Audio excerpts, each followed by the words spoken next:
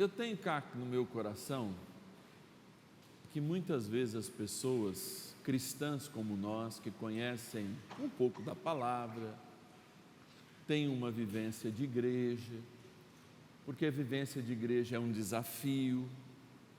São Paulo diz para a gente, e eu sempre afirmo isso aqui: o amor do Pai, a graça do Filho e a comunhão do Espírito. O amor do Pai não muda, a graça do Filho não muda, mas o desafio é construir comunhão. O desafio é a gente estar junto. O desafio não é só ver a missa na Rede Vida ou ir aos domingos nas nossas comunidades paroquiais. É se engajar com o irmão, vizinho. Por quê? Nada vale a Eucaristia diária se aquilo não se torna uma prática de caridade, de evangelização. Porque a Eucaristia não vive para si mesma. Deus se oferece para que nós sejamos instrumentos, como Ele foi do Pai, para derramar a sua misericórdia, para dar amor. E agora, a gente está diante de mais um texto que diz que nós não somos donos de nada.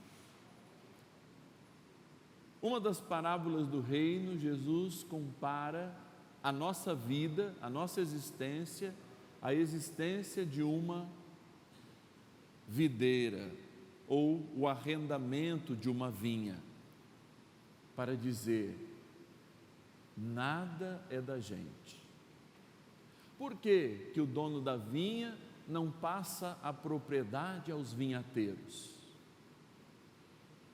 Por que o dono da vinha não dá o certificado de propriedade para nós, por exemplo, da nossa vida? Porque quando a gente acha que a gente tem vida, ela se esvai. Quando a gente enche os nossos celeiros, Deus fala: louco, eu ainda hoje vou pedir conta da sua vida. Então, se para o mundo parece loucura abandonar tudo, como a gente faz quando vai para o seminário, saindo da faculdade, deixando muitas vezes os negócios da família, quando a gente faz isso, todo mundo fala: você é louco. Mas para Deus, esse é quem tem juízo, porque o juízo está na capacidade de reconhecer que a gente é passageiro. Mas padre, a vida é tão dura. E é por isso que é muito fácil a gente se enganar, porque nós estamos sujeitos à dor todos os dias. Amados, se não é pela fé, alguém saberia responder de onde nós viemos? Se nem a lembrança de viver na barriga das nossas mães nós temos. Se alguém não pela fé responde, mas pela sua ciência, para onde nós vamos? E o que a ciência responde? Que a gente é uma energia que de um certo momento desaparece. O ser humano, então, ele é formado na limitação. E ele tem que passar administrando esse sentimento durante toda a vida. O sentimento, por exemplo, de coisas contingentes, da nossa contingencialidade. Olha, uma hora eu estou bom, outra hora eu adoeço. Meu Deus, é um vírus, adoeço. Uma hora a minha criança está bem, outra hora ela está com meningite, outra hora ela falece, mas é uma criança. Outra hora é um idoso, outra hora é um jovem, que desalentado, bebe, dirige, e assim a vida vai mostrando que ela não é nossa, que ela escapa quando a gente acha que a possui, e que a gente é mero administrador. Mas como administrador nós temos que ter consciência daquilo que recebemos como presente de Deus e daquilo que damos transformando, porque a gente pode transformar esse presente. Por exemplo, quem não cuida da sua saúde, como indica o médico, comete pecado. Porque se eu tenho diabetes, e como doce. Eu estou dizendo para o meu corpo, que não é minha propriedade, que eu não preciso cuidar dele como ele deve. Porque não pensem vocês que esse problema era só um problema de nós. As primeiras comunidades cristãs tinham esse problema. Por quê? Anunciavam a volta de Jesus de modo urgente, de modo imediato. Então, muitos paravam até de trabalhar, falando: Jesus está voltando, nós vamos todos morrer, a justiça de Deus vai ser feita. Outros trabalhavam demais, outros não acreditavam nisso. E a comunidade cristã que esqueceu de viver essa escatologia pessoal, ou seja, esse pensamento da finitude e que nós somos administradores, esquecia de viver isso do ponto de vista da espiritualidade. E se perguntava: mas isso é para todo mundo? Isso é para a gente também? A gente também não é proprietário de si mesmo? E aí Jesus falava inúmeras parábolas. Olha, a vocês que foi dado muito, muito será cobrado. Por isso que quando nós falamos, e eu dizia na segunda-feira, a igreja não tem nada contra a riqueza, nós temos que trabalhar, transformar. Nós precisamos trazer conforto a nós.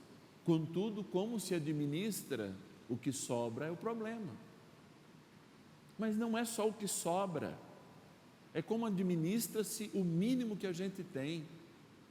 Porque muitas vezes a gente não tem humildade para reconhecer a nossa culpa, e quando a gente não tem, a gente se torna instrumento daquilo que nos destrói, o pecado. E muita gente parou no tempo. Quando São Paulo vai construir uma teologia que é muito própria das primeiras comunidades cristãs, que estão inseridas sim no Império Romano, mas vem com a herança dos helênicos, que vem com a herança da Grécia, dos gregos, do mundo, do helenismo. Ele sempre tem um jogo que a gente faz de 4 em 4 anos, que se chama Olimpíadas. E um dia São Paulo, comparando a nossa espiritualidade a uma Olimpíada, ele diz assim: olha, eu combati o bom combate, cheguei e agora eu mereço aquela coroa de louro, que ainda é colocada na cabeça daqueles que vencem provas, ainda é colocada. Mas amados, como é que alguém vence as provas do dia a dia? Só acertando? Não, errando. Alguém vence sempre chegando no primeiro lugar? Não. A gente tem 1 ou 2 na história de gente que nunca perdeu, 1 ou 2, que são ginastas fantásticos, corredores fantásticos, mas a maioria que chega ao ouro, que chega ao louro da vitória, é porque admitiu e aprendeu com seus erros, ou seja, recebeu um presente e sabia que esse presente precisava ser aperfeiçoado, não para mudar, mas para continuar a ser o que ele é. Padre, aí o senhor dificulta as coisas, mas eu vou explicar de modo mais simples. Eu preciso trabalhar muito para continuar fazendo a vontade de Deus, e esse é o desejo dele para mim, e portanto, para ser quem eu sou.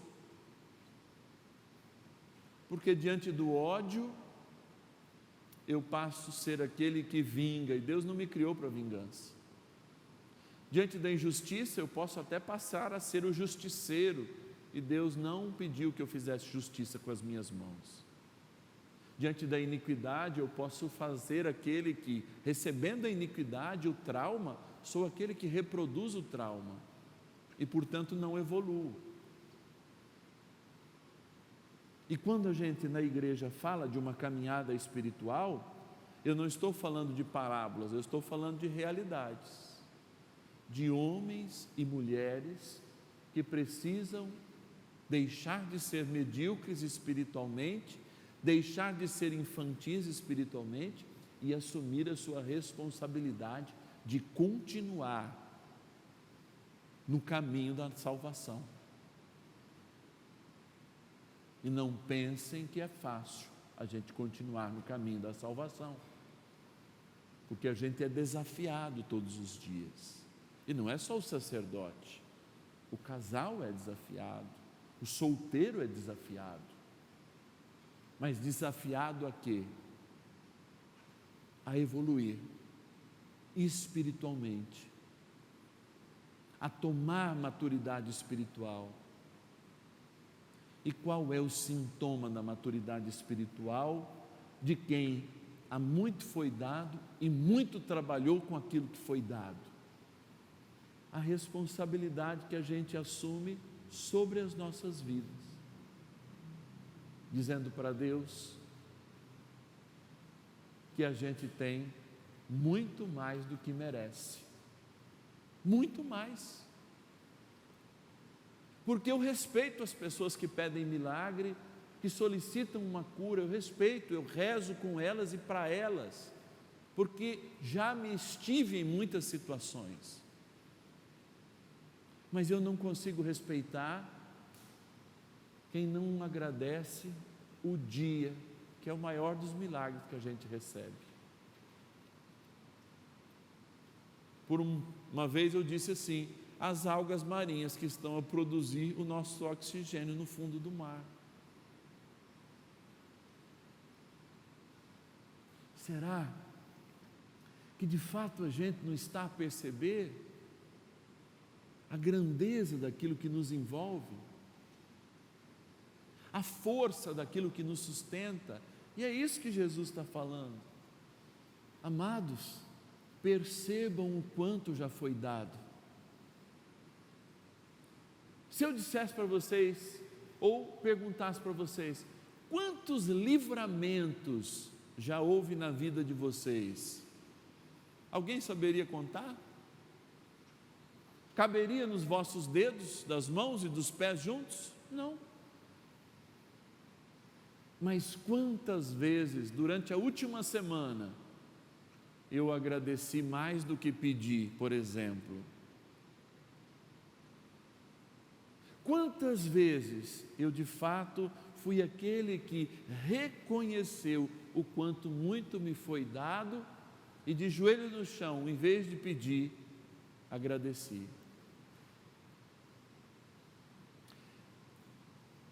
A palavra de Deus diz que o louvor, ele amolece o coração de Deus. E talvez seja isso que a gente precise aprender a fazer, porque foi para isso que nós nascemos. O que é a missão de uma pintura, nessa beleza de obra de arte que nos circunda? Quem essas obras de artes remetem? Remetem a Cristo, mas lembram Cláudio Plastro, nosso querido artista, que pintou tudo isso, desenhou esse santuário. A quem uma criatura deve lembrar? Os seus méritos, a sua inteligência? Não. Uma criatura deve louvar o seu Criador. E está aqui o que muito foi dado, e muito será cobrado. Eu ainda gostaria de descobrir de Deus por quê. Por quê? Ele não deu nada para a gente, porque talvez a gente achasse dono. E aí, em vez de ganhar o céu, quando Ele pede a nossa vida e nos chama de louco, a gente voltaria a ser pó. Mas não. Ele confia que ainda a gente pode administrar bem tudo aquilo que Ele nos deu para alcançar aquilo que já é nosso, a nossa salvação. Por isso, eu não sei que situação você que está em casa está, nem você que está aqui. Talvez você diga: padre, a minha dor está como o senhor disse no começo, a minha vida é difícil. Eu não consigo, não tenho conseguido levar a minha vida, são problemas financeiros, são problemas de saúde. Mas eu te lanço um desafio agora, hoje ainda, para hoje. Como diz São Paulo, em tudo dai graças. Vamos aprender a dar graças pelo muito que temos, não pelos problemas, mas em toda circunstância.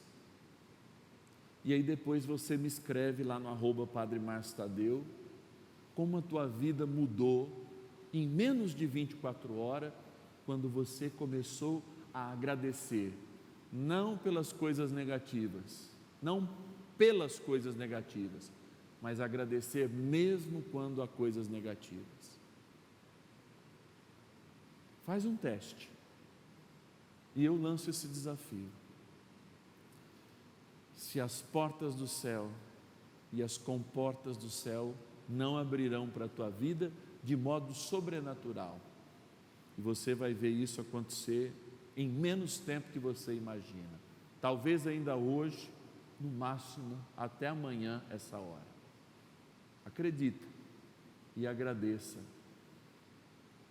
em toda circunstância, e você vai ver as coisas mudar.